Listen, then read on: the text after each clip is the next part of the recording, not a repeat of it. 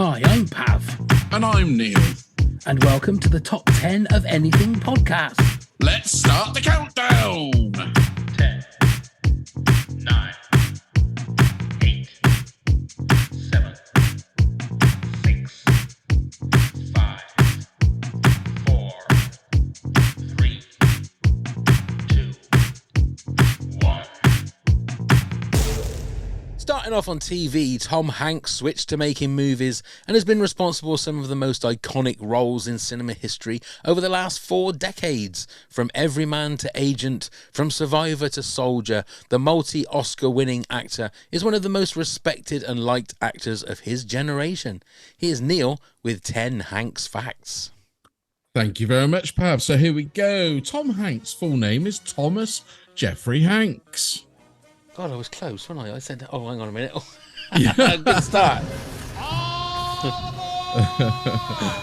Oh, dear. Tom Hanks loves and collects vintage typewriters. He's even written a book on one called Uncommon Type. Houston, we have a problem. Tom Hanks is also a distant relative of President Abraham Lincoln and Mr. Rogers. Can we get serious now? Before finding fame, Tom Hanks worked as a hotel bellman and a peanut vendor. Honey, you're on my fingers. Oh. Tom Hanks holds the record for the most consecutive Academy Award nominations as Best Actor. 5 nominations between 1993 and 1997. Stupid is, stupid does, sir. In 2006, Hanks was inducted as an honorary member of the United States Army Rangers Hall of Fame for his accurate portrayal of the captain in Saving Private Ryan. I'll see you on the beach. Perfect. For one night only, Hanks became a member of Monty Python. A huge fan of the comedy group, he joined them for a rendition of the Lumberjack song during a 2002 memorial concert for George Harrison. Well done! Tom Hanks Day is a thing. What started out as an April Fool's joke is now into its 20th year. All proceeds raised from the annual tribute go to the star go to the Lifeline Energy, a charity close to Hanks's heart. Well done! Oh, pressed it again, sorry. There's no crying in baseball! When it came to naming a new asteroid they identified in the skies, NASA turned to the inspiration to movie stars and settled on the 12818 Tom Hanks. You are a child's plaything! Tom Hanks is not just a great actor, he is also a successful film producer. He has produced over 20 movies, including the 2002 Canadian-American romantic comedy My Big Fat Greek Wedding and the 2004 American 3D animated musical fantasy film The Polar Express. I made it, I said it, I stole my mama's credit, I'm cool, I'm hot, sock you in the stomach 3 more times. Wonderful. Thank you very much. Yes, it's all about Tom Hanks. I realised that if you just have his initial and his last name, it says thanks. It does. I don't know why I haven't ever realised that. And we have thanks today because our guest, Carol Barwick. Hello, Carol. How are you? Hello, I'm well, thank you. How are you both doing? We're all All right, the better I think. for seeing you. Indeed. Oh. Yeah. Indeed. We had a little laugh Yeah. about the number 2 before we did started recording. already. Start as we mean to go on. Indeed Absolutely. we do. Indeed we do. So, are you first of all, you a fan of Tom Hanks? I hope you are. Otherwise, this could be a very short podcast. I love Tom Hanks films. I have to say, I'm probably going along the kind of PG, more friendly side of the Tom Hanks films because I have one of those conditions that's called being a wuss, and I'm not very good at blood and guts and things like that. But there are so many films of his that I love, and I know so many more. I just haven't seen them all, so I will be educated this evening. Well, Hopefully. that would be a No, I first. will. That would be a first on this podcast if we educate anybody. We'll talk about your podcast a little bit later on, if that's okay. Yeah, Is that all right? We'll keep things Mr. Hanks at the moment. How hard did you find it putting your top 10 together, Carol? Well, you see, I had a challenge because my husband said that whatever I'd put down would probably be wrong because I think we have quite a different taste in the Tom Hanks films. So I'm already challenged. And I did a lot of moving around in the last hour. You know, when you kind of look at it and you go, yeah, and then you're like, and then you just quickly do a bit of a move around. So things have changed in the last hour, but I think we're there. But I think as we've always said, no one's top 10 is wrong because it's your top 10. Yeah. So that's the way it is. Neil, how was you with your top 10? Well, it took a while, as it always does with somebody with such a background and the catalogue that he's got. And he never puts in a bad performance, does he? Even if the movie's a bit crap, he never really puts in a bad performance. That's the thing with Tom Hanks. And he's one of the nicest guys you can ever hear or see interviewed. I just think the guy's a legend. He always seems so much fun as well. Yeah. Tom Hanks for president. Yeah. Did you say he was had an affinity with Abraham Lincoln? Yeah. Distantly related to. There you go. See, AB. Yeah. Could be any worse than the jokes they've had in. It's in the blood, isn't it? It's in his blood. I was looking at his filmography, and I was saying to Neil before we started recording that I've not seen a lot of his later films. Mine are more from his glory, the 90s. I mean, he owned the 90s, didn't he? I mean, he went on an amazing run in the 90s for movies. Well, he did the double Academy Awards, didn't he? Yeah. It's 2 years on. Quite crazy, like just the quality of the films that he was knocking out, sort of mid to late 90s and going into early 2000s. But he also had a different. He was a comedian to start with, wasn't he? A comedian film actor with a lot of his early stuff, and then just hit this amazing vein of form of great movies. So.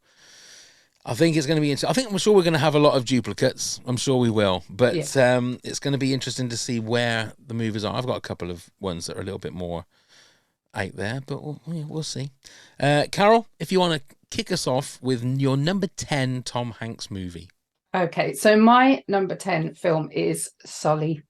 I just think it's an amazing watch, and you want to see Tom Hanks play that role. You can imagine Tom Hanks being in that situation and doing the same kind of things. And although, towards the end, he has this massive kind of dilemma in terms of how they deal with what he did.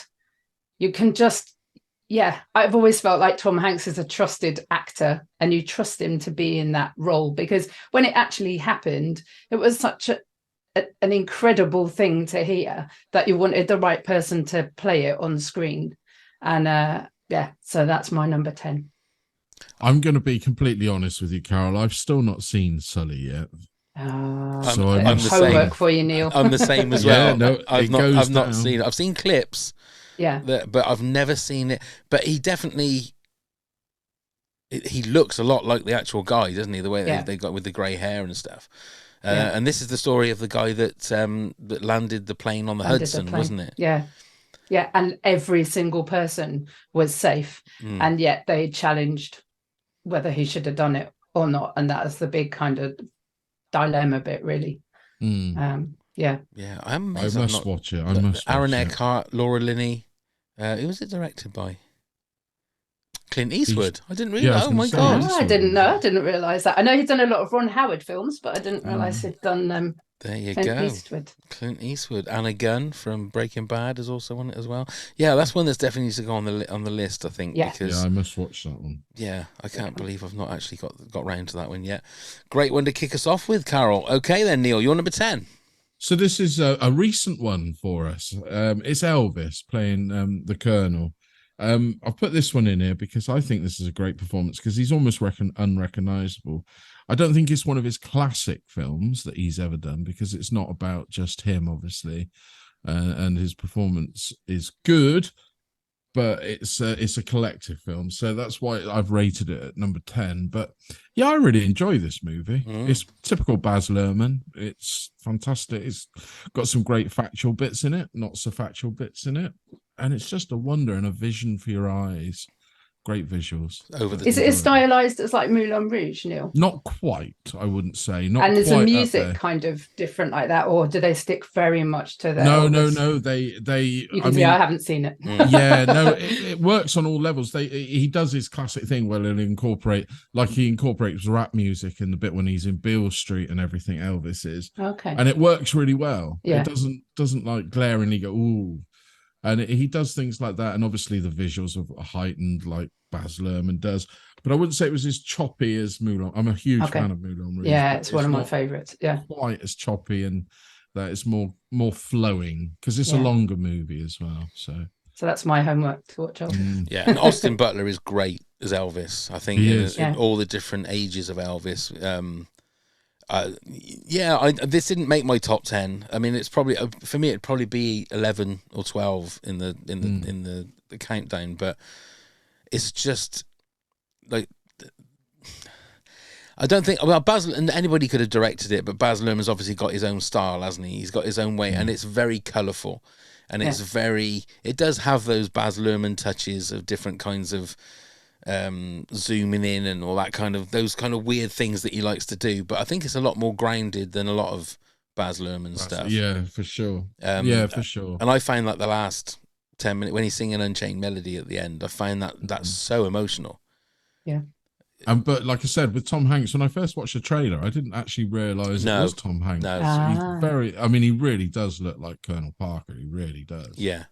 Yeah. Which is interesting because in so many Tom Hanks films, it just is Tom Hanks, isn't it? Exactly. Whatever character is playing, you can see. Yeah, I will say after a while, you'll start to hear little dialect, the little inflections of his voice, and you think, oh, okay, I can see that's Tom Hanks.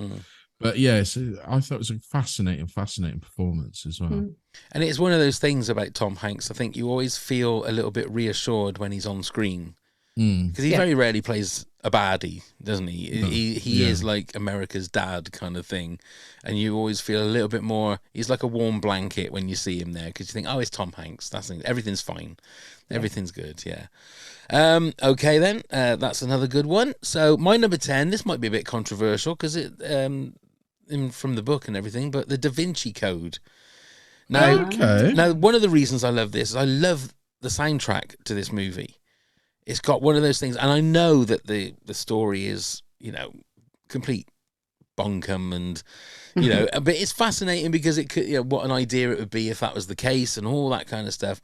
But the last 10 minutes of the movie where he's kind of working it out in his head, or probably last half an hour of the movie, if you like, I always love that because the music is fantastic, and he's working out that it's all to do with the Louvre and it's all buried underneath, and it's a ridiculous movie. Don't get me wrong. It's from. I've never read the book, which that people. It's a ridiculous book. That it's a ridiculous book, but it's just a really good, fun movie if you don't take it literally and seriously. I think it's a good romp, and I think he's really good as somebody. I think the other what was it? Angels and Demons was the number 2. That's dreadful. That is. And then dreadful. Inferno was the last one. I don't think I've even seen the third one. Inferno's okay. It's better than Angels and Demons. Is it? I mean, it hasn't got. I mean, it did miss having the parachuting priests. Of course. I mean, every movie should have parachuting priests. I just feel it's like one of those tropes that you need to tick off, don't you? Parachuting priests. Like the bingo sheet. Yeah, that's it. Just gotta have it. Yeah, take a drink if you see parachuting priests. Yeah, I think it's just one of those things. But I think just if you take it just base as a movie that you can just sit down on a Friday night and watch with some popcorn, I think it's pretty good. I think it's a really good movie. So it might surprise a lot of people with the movies that Tom Hanks has done. And I've got a feeling that, Neil, you might pull me up on it with the fact of one of his movies I haven't got in my top 10. Yeah, I've got the Da Vinci Code in there. So we'll see. I won't pull you up on anything. We always say you can if you want to, though, Neil. I totally understand.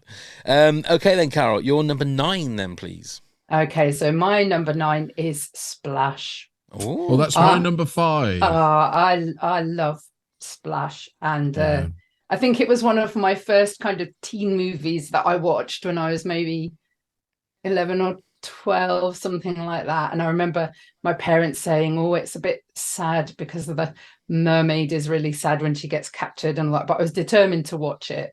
And it's just a bit magical, isn't it? It's a bit magical, but they make it really quite real at the same time. And I like that. I like that they explore it a bit further than just, and here was a mermaid and then there were unicorns and everything was rainbows. It was a bit more real, and I like that. And I thought Tom Hanks was just brilliant with Daryl Hannah.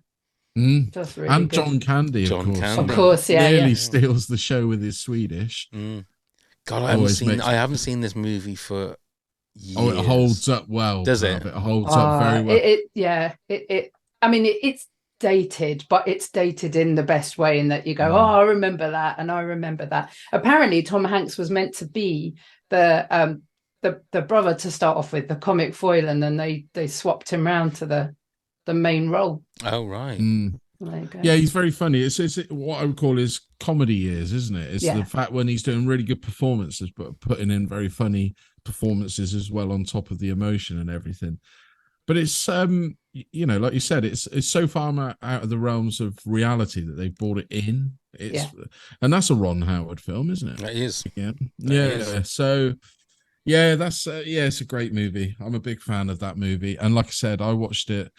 Well, it's got to be over a year ago now, but it still holds well in my mind. That it really made me laugh. Like I said, I was proper belly laughing at the bit with John Candy getting into the facility and he's reciting that Swedish.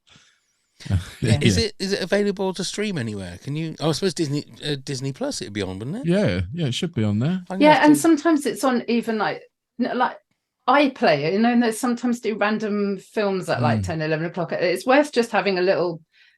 Sometimes just putting it into a search engine and saying, where can I stream Splash? See what you can find. But it's Christmas. It's bound to be around somewhere. I'm going to have to look out for that because, I haven't seen that movie for years. And if you say it holds up, it's worth it because I do like the Tom Hanks comedy years. Part of it. I do like that. I mean, I went through a spate. I mean, no spoilers, but I didn't put it on my list, but I watched Bachelor Party as well, which is obviously the risque one of the Tom Hanks back catalogue. But he's still really good in that. He's still really funny. He's still got a lot of emotion in his performance, especially when he's, trying to justify to his future fiance future fiance. Oh, Neil. I know we're talking about bachelors, but please. Yes. I mean, come on, Neil. Will you stop calling women things? I keep telling you not to do that. I know, it's terrible of me. For years. Everyone's a thing. Indeed. Okay, then. Right. Neil, you're number 9. So I am denied where to put this on the list. I struggled with it. It's Sam Mendes' Road to Perdition. So it's like the 1920s, is it? 1930s gangster film. Tom Hanks isn't particularly a nice person in it. He's a bit of a killer. It's different for him. It's a great period piece. But again, it's the performance. He's cold in it and that you don't normally get to see. I mean, I tried to watch Cloud Atlas where everybody said he put that sort of performance in, but I couldn't get past the first 20 minutes of that movie. But this one, it's fantastic. Daniel Craig is in it. Paul Newman's in it. I would highly recommend, if anybody has not seen this movie, it's a great gangster movie. But because he's playing the bad guy, and I prefer him when he's the good guy, it was a change of form for him, wasn't it? Because for sure. He really. This was the one that I thought that you might have a go at me for not having in my top 10. No, I wouldn't tell you off because I know it wouldn't, because of who Tom Hanks is and what he represents most of the time. It's quite hard to.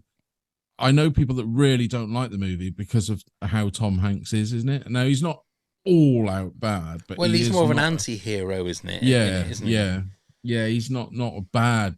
Well, he is bad, but he's not a bad guy, if you know what I mean. So, I would really say watch it because it is a great film, and Sam Mendes has made it look beautiful and everything. But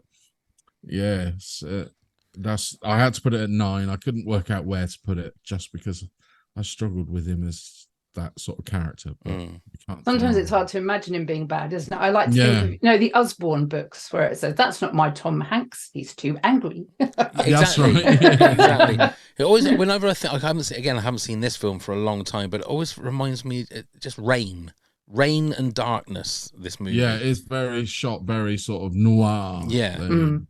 But But that's very 1920s, 30s, isn't it? That's Very. the whole Yeah, style. very. very wet. Very. But this was one of Paul Newman's like last movies, wasn't it? This one. one of them. Yeah. Yeah. Great movie. It's a great one, but it didn't make my top 10. Sorry. You didn't just sound like that, Neil. No. So like I said, disappointed. well, no, because people would probably, some of the people that I chat to who rate this film so highly will probably give me a kick in for putting it at number 9. Yeah. You know? Yeah. But we can't get them all in the top 10. That's the thing. That's the thing. So my number 9, this might be controversial with the fact of how low it is, but I'm going for Big at number 9. Well, that's my number 3. That's my number 3. Yeah, I thought it might be that case. I do, again, this is Tom Hanks in his comedy years, if you like, a very high concept. First Oscar nomination. Exactly. A very high concept kind of movie. I think I watched about half of it about 4 or 5 months ago, and it's very 80s. It's a very 80s movie. I watched it with my 10-year-old, and I was like, oh, there are going to be some questions. There are, yeah. I mean, Elizabeth Perkins has got a lot of things to answer for when she's, you know, and it's the fact that when she realizes what's happening, and then she, oh yeah, that makes sense. When they're talking about the fact that she's just been to bed with a 13-year-old or whatever it was, you think, oh, okay, you didn't think. Yeah, but as a parent, you start going, it's of its time. I don't remember this when I was a kid. Exactly. It's of its time. At that time when you watched it back in the 80s, you didn't even think about it. You just thought, oh, that was a funny joke. In 2023, you look at it and everyone's a little bit older, you think, oh, you'd never get away with that now. You wouldn't get away with that. Thankfully, my son just liked the piano bit. That was the bit that he liked the best. Yeah. As with everyone. But you can't take away how strongly he portrayed a 13-year-old as a grown man. No, exactly. That's what's so amazing in that movie. And you've got to take it for what it is, haven't you? You've got to take it for just the comedy that it is. Yeah, and the And I time still that love it was much more kind of an innocent thing, wasn't it? That was the whole point, was it was meant to be innocent. And I still look at it as that way. There we go. How naive am I? But I still do. When I watched this actually this year, Big, and I thought it was so much fun, and I'd forgotten how funny it really was. It's got so many of those what I call movie trope moments in there, and one of them is like, there's no way that you could walk into a job without a proper social security number and get paid and be able to go out and rent what looks like an amazing apartment that's overlooking something like Central Park or whatever. And when they're asking for the social security number, he's going 5, 7, and you're thinking, oh, you'd never get away with it. How would you get away with it? And whatever he's earning, fair play to him for that. But yeah, he's designing those great toys. Well, this is the thing. John Hurd obviously was in it as well. Yeah, John Hurd. But Robert Loggia. Yeah. Playing the piano. Great cast. I mean, and the piano scene is just, everybody wanted a light up piano, didn't they? Everybody. Yeah. Okay, then, Carol, your number 8, please. Okay, so this is where I get tomatoes thrown at me and it all goes down in flames. But my number 8 is Forrest Gump. Oh, okay. So I am a creative writer and I have an amazing imagination, but all I remember when I watched the film was this just isn't very realistic. And I couldn't suspend my disbelief. Now I need to try and watch it again, but it just didn't land in a real place for me. And I was really disappointed that it didn't, because I know for so many people, it's just the most incredible film for them and it's full of memories, but it just didn't land. And I don't really know why. Have you ever read the book, Carol? I haven't. Because he goes to space and everything in the book. But as I said, I think I watched it maybe about 15 years ago. So I think I need to watch it again and give it another crack. But for now, I think that movie, because it's in so many different ages, that movie holds up, because I think the special effects in it are sort of hold up now. And you might be very proud of me, Neil. I read the follow-up book Oh, did you? I did, yeah, because I think the guy that wrote Forrest Gump didn't get very much money from it being made into a film. That's So right, he decided that he wanted to write a sequel. So hopefully they'd buy the sequel and then and it became ridiculous. It was just like he met Tom Hanks. Forrest Gump met Tom Hanks. He got very meta at the film premiere of the movie of his life. And it just got very, very weird.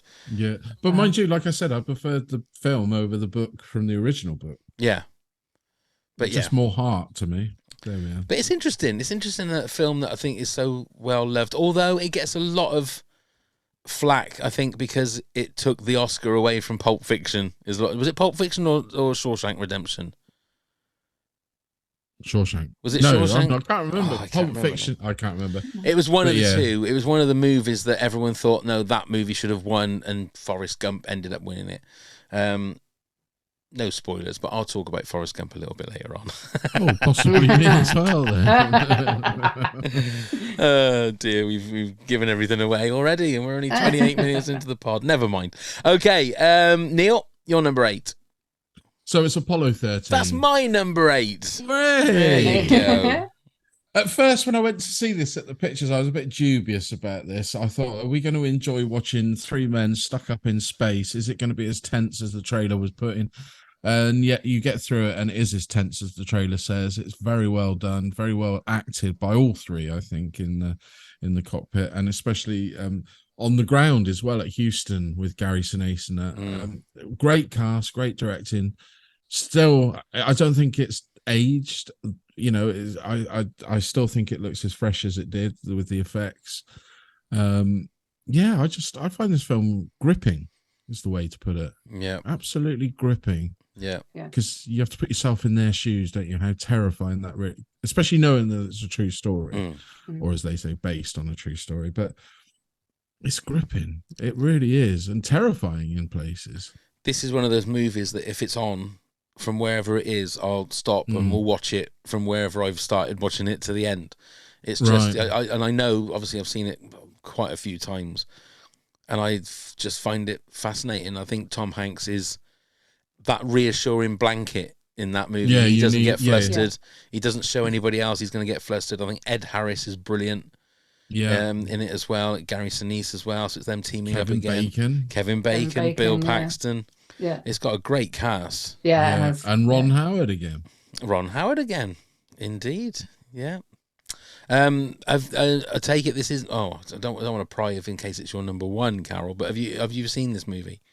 I have seen this movie. It didn't make my top 10 because there were just so many others, as we said, that kind of. But it would probably be my 11. I think my husband will definitely disagree with me. He loves Apollo 13, and I watched it, and I did love it. But there were just others that are more for me this time. No, that makes absolute sense. I mean, I must admit though, I'm a bit disappointed. I've never seen the other 12 movies before it. I've only seen number 13.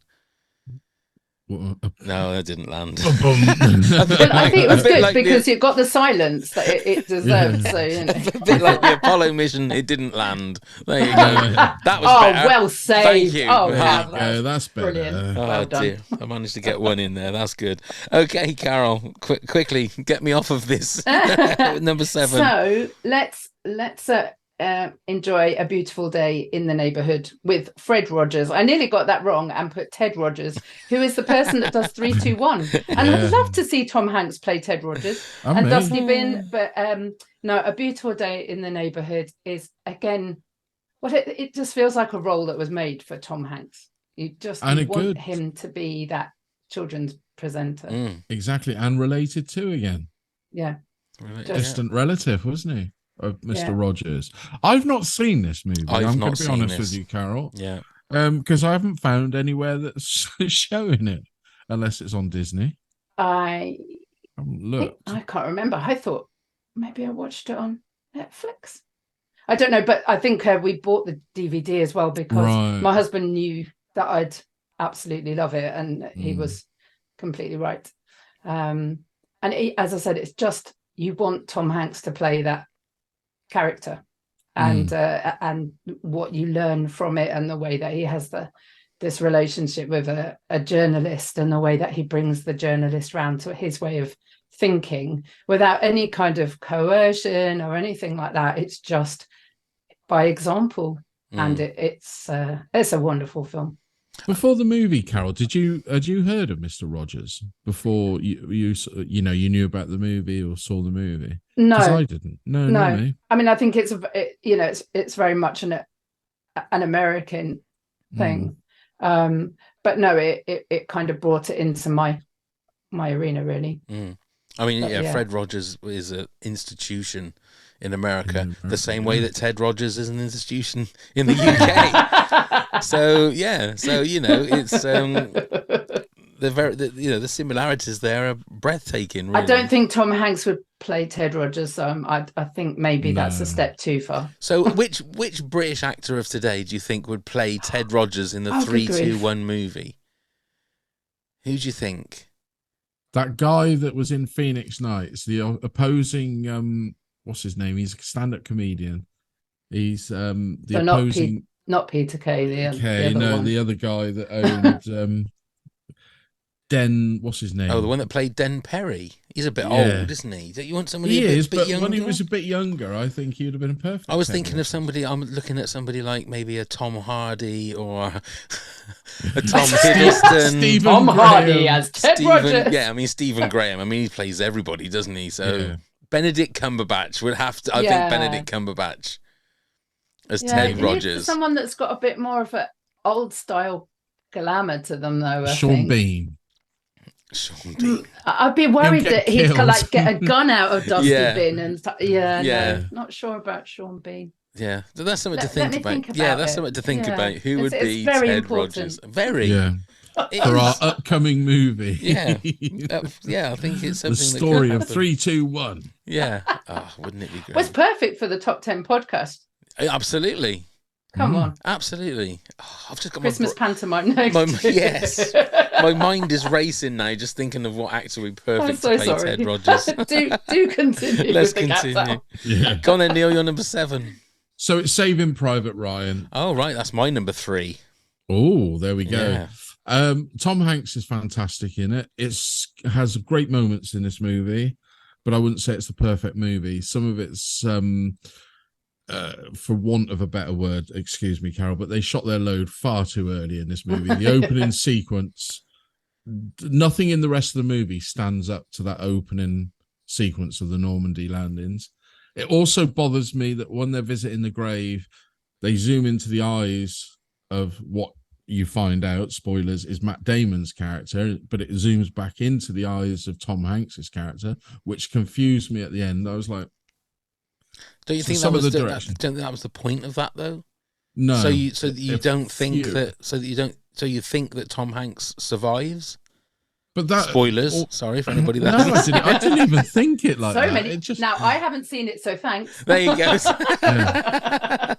I mean, it's a well-made movie. It's very Spielberg, as you can see, but it's as an overall movie. There's why I voted it so low. To me, there's problems with it. There's problems with the movie. I find there's certain scenes in it that have you not seen it, Carol? Because it is blood and guts. I just because I mean I think people said look, even the opening scene, it's really gory. Yeah, so I was just like, it's about as graphic as you can get. It really, but I know that it's an amazing film. Yeah, it's showing you, I think, exactly what it would have been like on the beach. Well, the veterans that survived have said that that's the closest anything has ever come to the representation of what they had to endure running up that beach. Yeah. So I would say, just for that bit, there are other bits in it though that are just. Yeah. I genuinely, if I'm watching it, I will wind it on like we're in the 80s, but I will fast forward it because there are bits that are just too hard to watch. There just genuinely are some nasty, horrible bits in it that just stays with you all the time. But Tom Hanks is just great in it because you can tell that he's just a normal man, but he's at the head of this group of people that have to go back in to get this guy that they don't even know. So putting all of his team back in the firing line as such, and it's just he again is the glue that holds that whole movie together. And it's a star-studded movie. It's got even just people that are just walking past, or just got one line. They're people that Ted Danson and all these other people. Vin Diesel, yeah, before he was Vin Diesel, really. But it's a superb performance, and I had to put it in there because it really is a well-made film. It's only, to me, like I said personally, it has moments in there that I was just a bit like, okay, it's a great movie. It's not a perfect movie. No, I agree. I don't think it's a perfect movie, but okay, so that was my number 7, and it's around the Christmas time, so I'm going to go for the Polar Express. Now, the animation is not great because it was Bob Zemeckis doing that motion capture where the eyes look dead and the mouths aren't correct, and the uncanny valley is 50 miles wide. But the actual story, I find, is just a beautiful story. Tom Hanks plays about 3 or 4 different characters in the movie, and it's a great Christmas movie. It's just the fact that the animation is not quite there, and same as the Christmas Carol, which they did with Jim Carrey. Some of it is amazing, but some of it that just doesn't. Uncanny Valley just takes you out of it a little bit. But I wanted to put it in there because I think it's a great Christmas movie. Can I be honest? I've never ever seen the whole movie. Have you not seen the whole thing? I've seen bits of it. I just don't go for that one first at Christmas time, because there's so many others that I really love and that are kind of traditional for me. And I know Polar Express is really traditional for so many people that might make their Christmas. My kids, I mean, who are all like in their 20s now, so 2 of them, but they that you know about, Neil. Yeah, maybe. Yeah.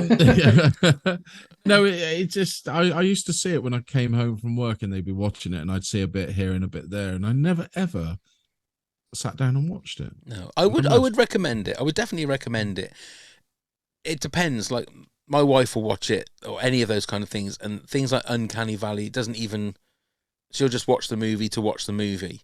Yeah. But I've got that thing where if you see it once, the new Indiana Jones movie, the first 20 minutes of that, there are moments in that just take me out of the movie, because you can see that they've CGI'd something and it doesn't quite look right, and it takes you out of the movie then. And once you've seen like the dead eyes and the and the mouth that doesn't quite work the way a human mouth works, it just takes the shine off it. But as a story, it's a beautiful story. It's a beautiful movie. I would recommend it. Okay, Carol, your number 6, please. So my number 6 is Catch Me If You Can. I absolutely love this film, and I think he and Leonardo DiCaprio were just so good as opposite ends of the spectrum. And I could just watch it over and over again. And the way that Tom Hanks goes through all these different emotions as he's trying to catch this guy who is getting the better of him every time, and the way it changes from exasperation to just like, this is pretty amazing what this guy is actually managing to do. So that's my number 6. This was in my top 10 about 15 minutes before we started recording. And it just dropped out. It jumped in and out for me at the top end. It really did. It's a great movie. It's Spielberg again, isn't it, this one? Yeah. It's one of Spielberg's sort of last great movies, I think, in regards to the whole package is great cast, great writing, great directing. It's just a romp. It is just one of those good old-fashioned chase movies, and it's just, you just can watch it from beginning to end, and you know what happens every time, and you don't care because it's just so clever and pacey. And Christopher Walken. I think if I had some of the big Tom Hanks films that you've got, it probably would have gone a bit lower down, but because I've gone for the PG end of it. But this is what's great about it, is that, I mean, Leonardo DiCaprio is on top form in this movie as well. Yeah. And it's not like it's a Tom Hanks movie, it's them two together. Yeah. And they're fighting against each other all the way through the movie. And I just think it's one of Tom Hanks' well, I was going to say best performances, but it didn't make my top 10. You see, I was going to say you're talking yourself out of it. Exactly. And the thing Or is, into it. the thing is, I've got the Da Vinci Code at number 10. When I've said that's like, it's a terrible book and it's like a ridiculous story. Yeah, so maybe it should have been in my top 10, but there you go. But that is a good one. It's a great one. It really is. But you said it isn't in yours, Neil? No, same thing. It kept coming in and out. It'd be my number 11, Right. easily. Yeah. Okay. So what's your number 6 then, Neil? It's Captain Phillips. Yeah, this one nearly did mine. Yeah. This is one of the films that I really admire Tom Hanks for. It's a true story about a captain who gets boarded on his big freight liner or whatever he is he's got by pirates, and how they overcame or survived that ordeal. But Tom Hanks, this is where, when we talk about realism, this is the film that I think Tom Hanks's performance actually, to me, reminds me of real life. There's no sort of, I don't see acting. I see a realism in this. This is why I put it so high. It's also a very, very good film. Not overly gory, Carol. So you don't need to watch that's that. good information. I think it was a 12A at the cinema, but I can manage 12A. it might have just topped to 15 for language, maybe. But it's fascinating. And what's his name? Greengrass, Paul Greengrass, who directed it. He has this style with action that brings you into the realism and the event that not a lot of other directors can copy. And and especially at the end, Tom Hanks will break your heart. When he sat at the end with the medic, it will break your heart. And that medic was a real medic. She wasn't an actress. Yeah. No. Oh, wow. It is just, I remember watching that the first time, and so many people online were saying, oh, that final scene will just break your heart. And I was in tears. Yeah. Because I thought to myself, just give Tom Hanks the Oscar now, just for that scene, because it was just so real. And I shall find that one. Yeah, it's like an action film all the way through, with this ending that's so moving.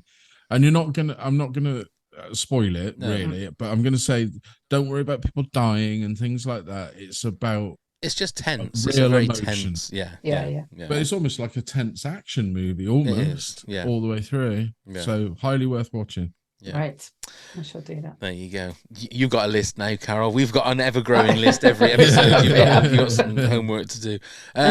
Okay, my number 6. We're going back to Tom Hanks in his comedy years, and it's The Money Pit. Ooh. Now, I don't know if you've seen this one, Carol. I have seen this one. I didn't make my top 10. I think I saw it about 20 years ago or something. It's quite old, isn't it? It's very old. It's very old. Say I've not seen this in years. Let me see. What was it? 86. This was. Wow. But I love this movie. There's one. Whether it ages very well. Obviously, it's a very young Tom Hanks. Shelley Long as well. But they buy this house and they try and do it up, and basically the house is just rotten to the core, and they don't really survive it either as a relationship. But it's just so funny. In places, it's just really, really funny. And Tom Hanks shows just what comedic chops he has, you know, especially in his younger years.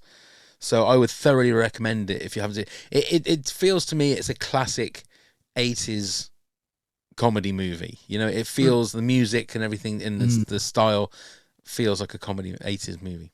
I would completely agree, but it also feels like it's a story that could have come from the 1940s. I could have seen Cary Grant or somebody easily doing that. And I'm really surprised it hasn't been remade in the nearly 40 years since that they haven't done a remake of it, because you could easily see that they could.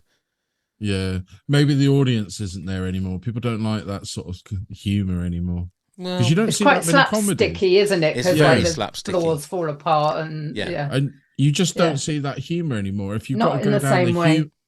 Humor now seems to have to be really crude and rude to be funny. And no, just human life is funny. Get rid of the crudeness. Let's go back to some proper comedies. But Hollywood, it goes round, doesn't it? So maybe we're about to enter that phase. I think we're 20 years into this crude comedies where we're all getting really bored. Yeah. You know, American Pie and then boring. Off we go. We're still seeing remakes of that now, and I think no, come back to the original comedy. Get some good slapstick.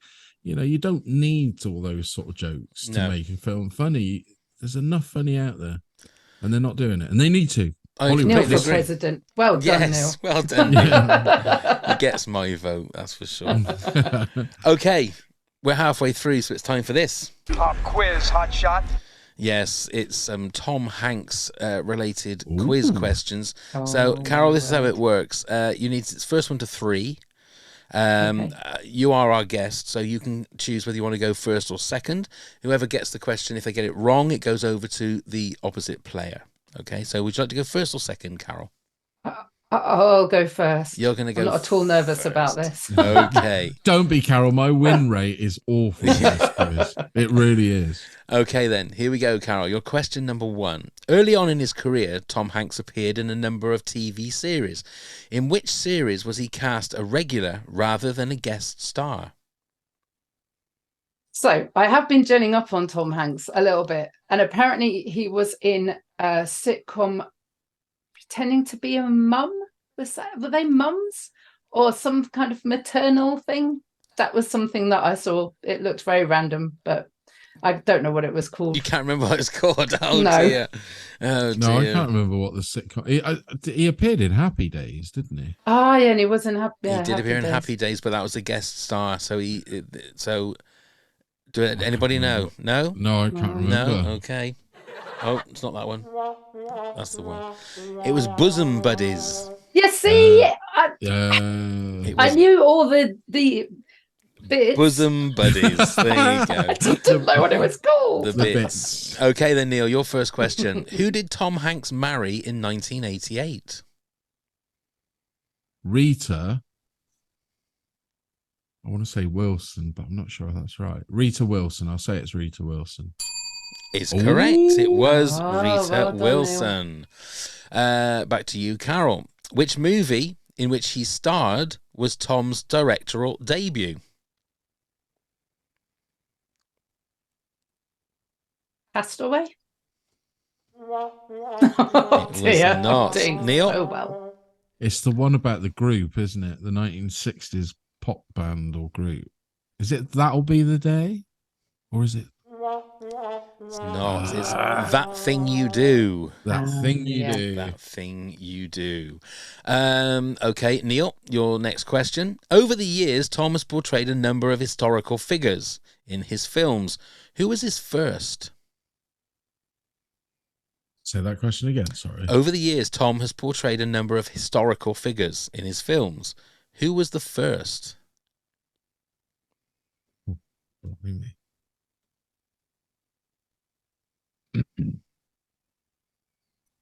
I can't think. I really can't think. Oh, blimey. No, I have no idea. No? No idea. Okay, Carol, over to you. So I can only think that he was a president in Charlie Wilson's War, but I don't know if that was the first historical figure they played. Don't think so. It wasn't. Was it Colonel Parker? No, it was Jim Lovell in Apollo 13. Oh. So, back over to you, Carol. This is yours. Which item has Tom Hanks donated to the White House press corps in 2004, 2007, and 2017? What item? What item? Yeah. I've no idea. Do you want It could be anything. do you want to have a guess? Have a guess. Well, think about I was going to say something off my facts. Maybe it's something off there, Carol. That's what I'm going to say, and you can steal my think answer. of your facts. No, I've gone completely blank. Okie dokie. I was What just do you going to think, say Neil? typewriter. Because it collects them all. Oh. It's not. It's actually a coffee machine. Oh. My husband is gonna kill me. Oh dear. Oh my goodness, he's a coffee aficionado. Oh, there you dear go. me. There Never you mind. go. Okay, so Neil, back to you. Right. What antique item does Tom like to collect? typewriters. I've just said It's correct. It's just the way the cookie crumbles on these. Yeah, no, that's fine. Okay. So it's back to you, Carol. Back to you. Tom had his first Oscar nomination for which movie? And we have mentioned this today. I mentioned this. We did. I think Big. Well done. Yeah. Well done. Had to happen eventually. Okay, Neil, for you. Tom Hanks and Meg Ryan have appeared in how many movies together? Joe versus the Volcano, Sleepless in Seattle, You've Got Mail. 3. Is correct, and that is the win for Neil. Yay. Well Sorry, Carol. done. Well done. I did have a couple of others. We'll just go through these. Celebrated actress and fellow Oscar winner Sally Field once played Hank's mother in Forrest Gump. In which film did she play his lover? Early ones, isn't it? You can just shout them in if you know it. Was it? I'm trying to think which one she was in. She wasn't in The Burbs, was she? Correct. It's correct. Is No, it correct. The Burbs? She wasn't in The Burbs. Wasn't in Yeah, The Burbs. correct. The Man with the Red Shoe. No, it wasn't. No. It was one of the early ones. Any idea, Carol? No, I can only think of Sally Field and Robin Williams. That's no good, is it? No. It was Punchline, the stand-up comedy Okay. one. And the final one, which would have already talked about, Tom played which American icon in A Beautiful Day in the Neighborhood?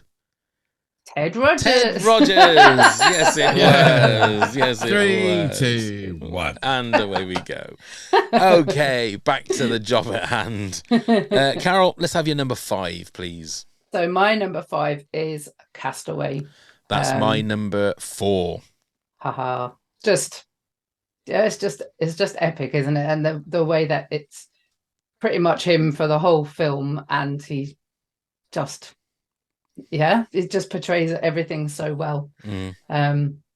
Just a brilliant film. And this is the film he went method on, isn't it? Where Absolutely. They, lost all that weight. I think was it 18 months in between the shooting of the first half and the second part? I mean, that's commitment, isn't it, to the role? Absolutely crazy. I didn't put this in my list, but I know it's a good movie, but I have not seen it in such a long time. I can't remember a lot of it. Really, this is another one of those movies that if it's on, like if I'm just flicking through Sky and it's on, I'll watch it from wherever it is.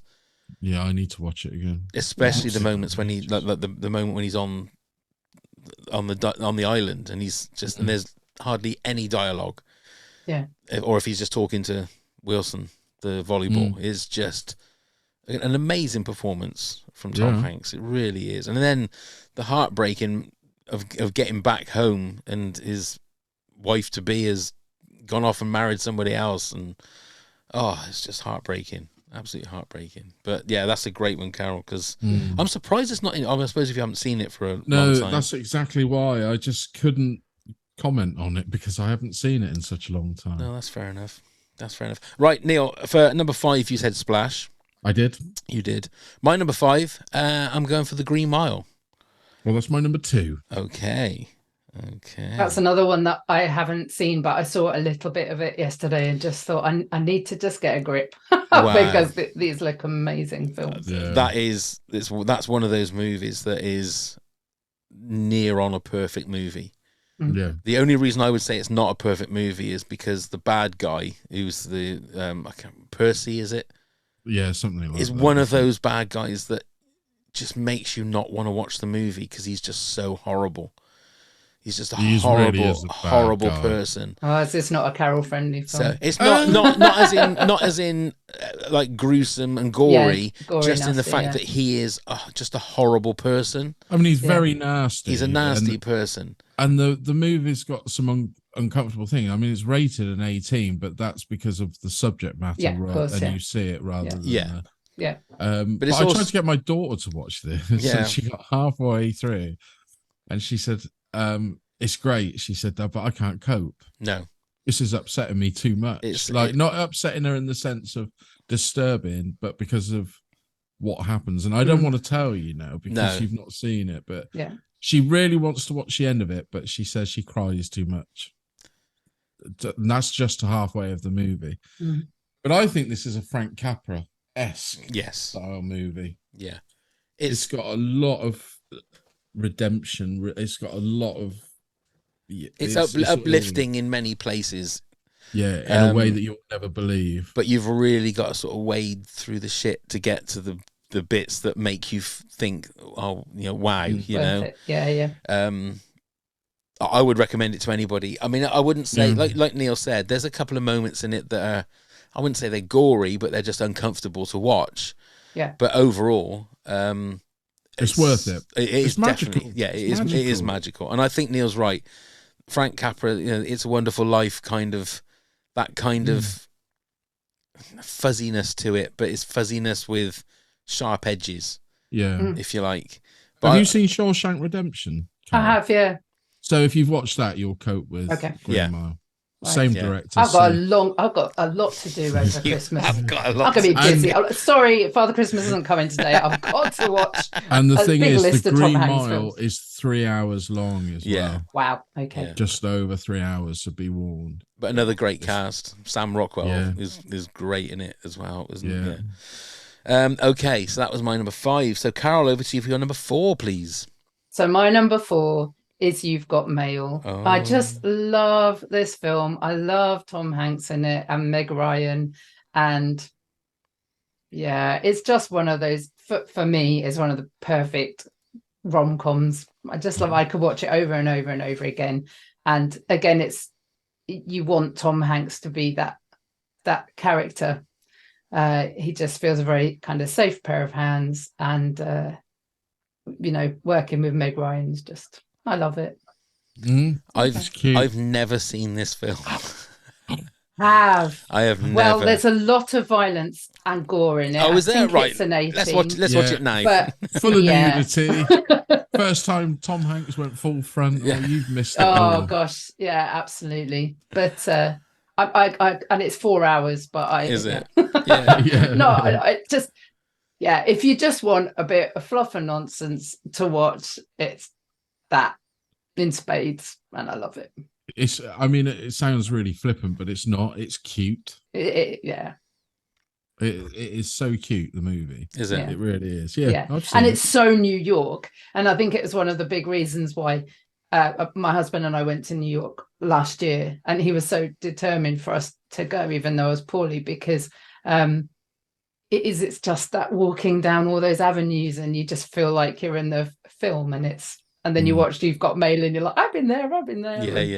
Yeah. Okay. I love it. Yeah. I will give it a go. Okay. I'm sure you'll like it. It's really sweet. Yeah. It is very sweet. Okay. Okay. I will ask a question in a minute, but we'll wait until we've done our other choices. Neil, your number 4. Toy Story. That's my number 2. There you go. I know it's only the voice, but you could not imagine Woody now being played by any other person than Tom Hanks. Definitely not. No. To me, it was the start of all this computer-generated animation as well. And I think the film, without Tom Hanks, and I will say Tim Allen as well, would be lost. It wouldn't be the film that you're watching today. I think his voiceover in that is just superb. Yeah, you couldn't imagine anybody else doing it, could you? Just couldn't. No. Just wouldn't be right at all. Yeah. It depresses me they're making number 5 because we didn't need number 4. Number 4's all right. Yeah. It's watchable, but it's not needed. It was a perfect closure. We're at number 3. Yeah. If you see the Pixar documentary on Disney Plus, it's amazing. Like the original story to Toy Story was so different, and like Woody was the bad guy. And he was just horrible. He was a horrible character, and they completely rewrote it to make it. Because he was just a horrible character, and they realized that they'd made this character into a monster, so they had to completely rewrite the whole thing. And had they cast Tom Hanks at that point? He was still doing the voice, but he was just the whole thing about him being against Buzz was just a completely different level, and he was just like this psychopath that wanted to get rid of Buzz, but in a really horrible way. There was no kind of redemption for him. It's fascinating because they go through all that about the fact that they did like a rough cut and realized that, oh my God, what have we done? This is disastrous, and completely changed it. Maybe that's what Toy Story 5 will be. It'll be like the Maybe. 18 version. Maybe it will. Maybe it'll be Completely Woody. obliterate the toy. Yeah. Woody's toy theme. revenge. Yeah. Go and get Andy. Yeah. It'd be Woody coming full circle and just. He's now experimenting on the toys like Yeah. and everything. Wouldn't that'd be fun to watch though, wouldn't it? Wouldn't it? Wouldn't it? Well, I wouldn't be able to watch it. 'cause No, it would be you too wouldn't. Gory. Exactly. And it'll be my fault for creating it in the first place. Exactly. There would be bits of melted plastic and screws and oil everywhere. Traumatized kids everywhere. Yeah. Oh, I dear. love it. That'd be great. Yeah. Okay, so my number 4 was Castaway. Carol's number 3 was Big. Neil's number 3 was Big. My number 3 was Saving Private Ryan. So back to you, Carol, for your number 2. So my number 2 is The Terminal. Oh, wow. I just, this film is just perfect. The way that Tom Hanks plays the character and the way that he does the accent, but it isn't an accent. It just seems like another part of Tom Hanks, and with Catherine Zeta-Jones and Stanley Tucci. I just love it. I love it. And the story is so compelling. And obviously that, there could be massive spoilers in it, so I won't do that. But you're just rooting for him the whole time, and the way that he tries to find all these different ways to get out of the terminal. And then this love story that goes alongside it. Love it. Neil, what are your thoughts on The Terminal?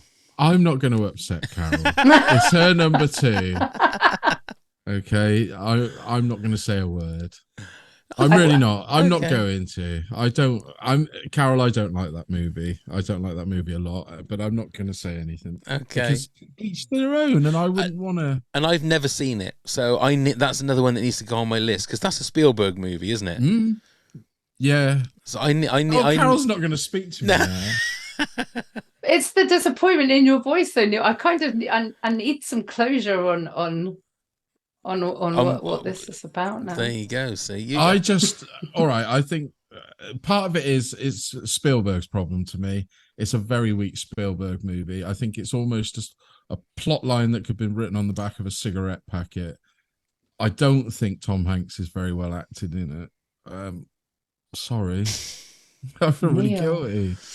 Well, no, I don't. Thank you, Carol, for your one and only entry into our podcast. But, she's not coming back now, Neil. She's not.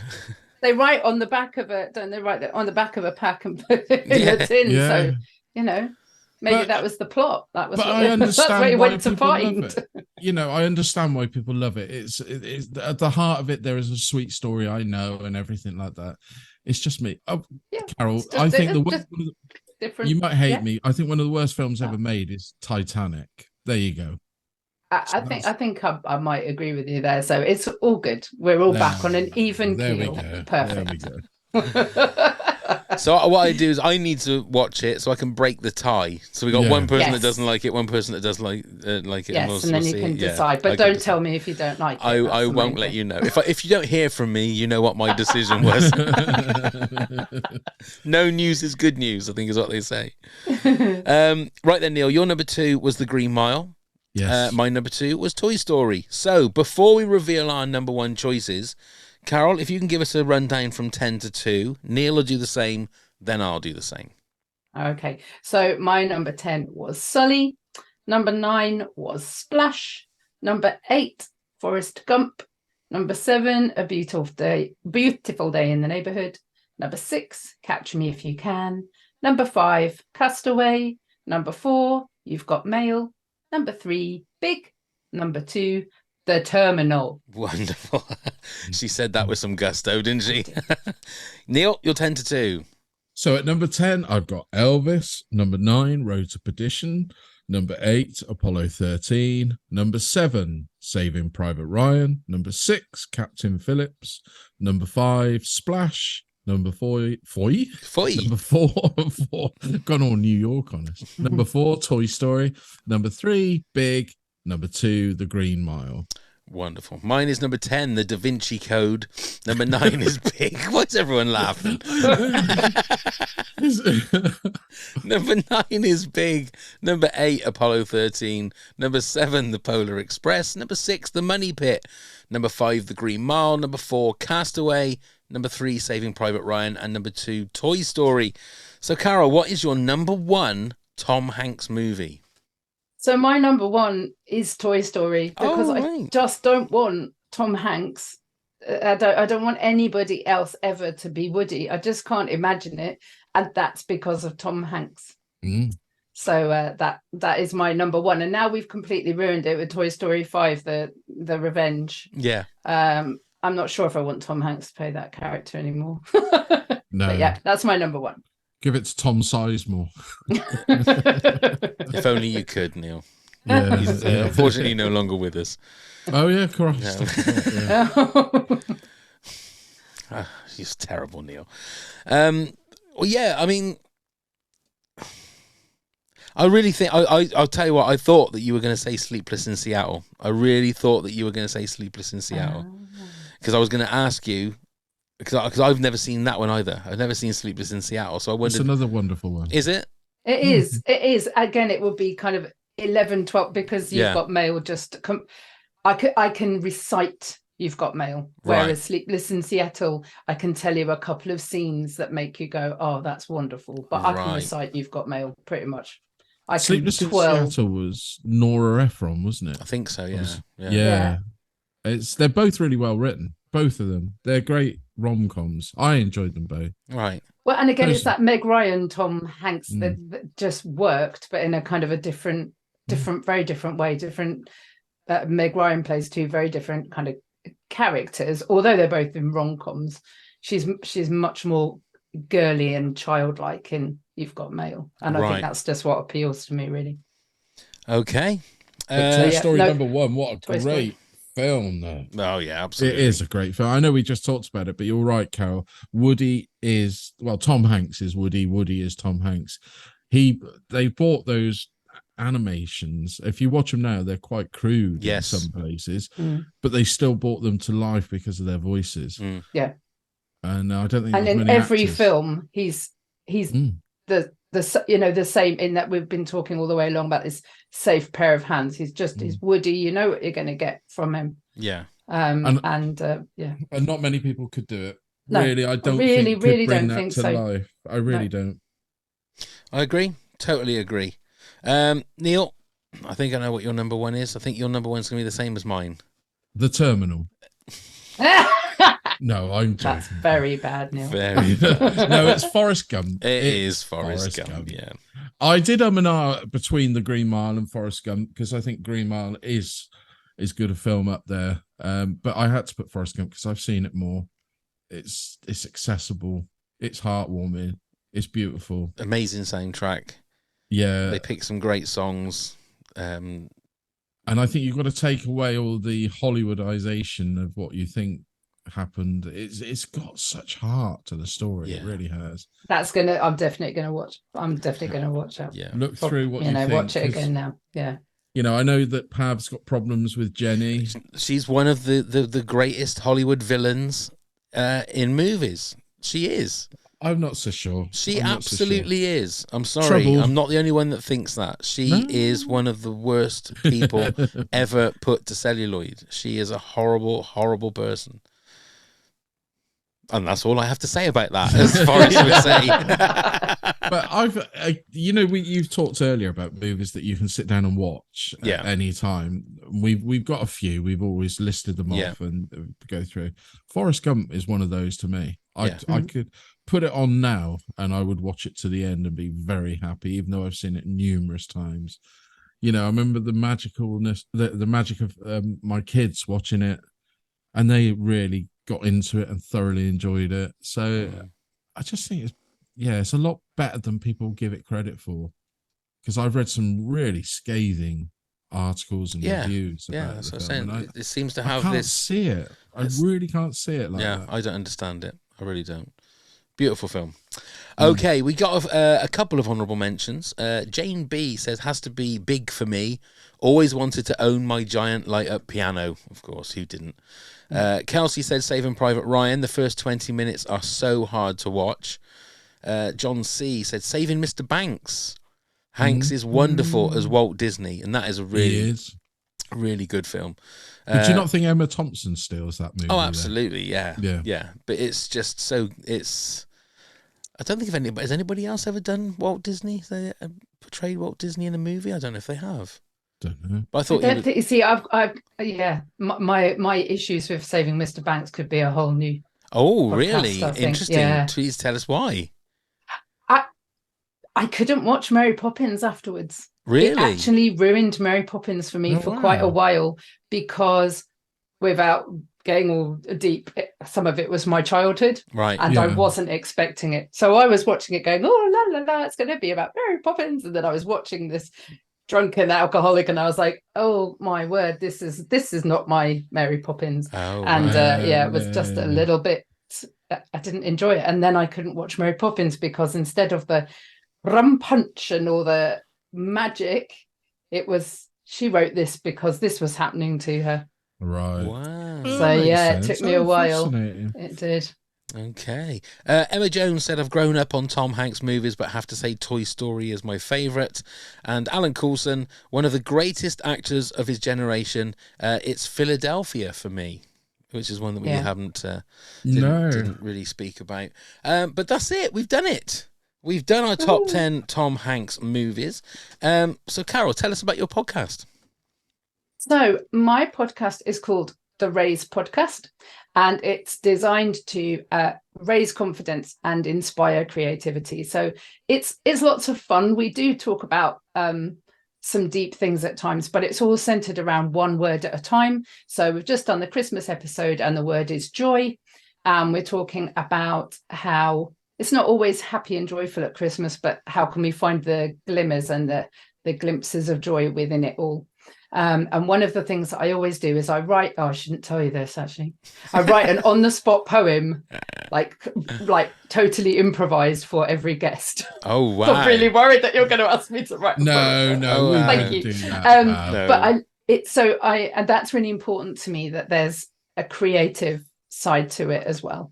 And I love doing it. So do pop onto your music platform and look for the Raise Podcast and have a listen. We'll put the link in the show notes so people could just click on the link. So I mean, look, hopefully one day we can come on and you can do a poem for us on your podcast. How about that? To do that. Yeah, that'd be brilliant. We can do we'll do it about Ted Rogers and Toy Story. We could do top 10 poems. Oh, goodness. Wow. What, as in top 10 poems that Carol has written? On the podcast live. So what's your number one poem? We have to give her a word, and she has to then give us a quick poem. Oh, do you know, I'd love to do that. I'd love to do that, seriously. Well, next time pick a subject, Carol, and we'll. It's not one of those ones. Your poems aren't like there was an old lady from Leeds. Not one of those kind of poems, is it? A limerick, you mean? Limerick. That's it. It depends. No, not really. No, they are rhyming. I'm afraid. I was a primary school teacher. Right. There you go. Well, there you go. If you want to hear some of these improvised poems, click the link in the show notes and have a listen to Carol's podcast.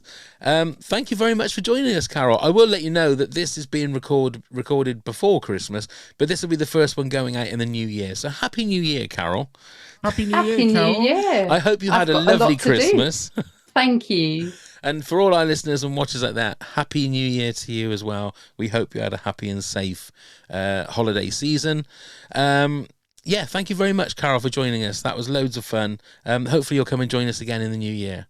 I'd love to. Thank you very much. Happy New Year, Wonderful. everybody. And before we actually say our proper goodbyes, Neil, do you want to tell everybody how they can get in touch with us and all that gubbins? Of course I can. So there's all sorts of things I can go through with you. And the first one being come and help support the podcast at patreon.com/top10pods. All sorts of rewards there.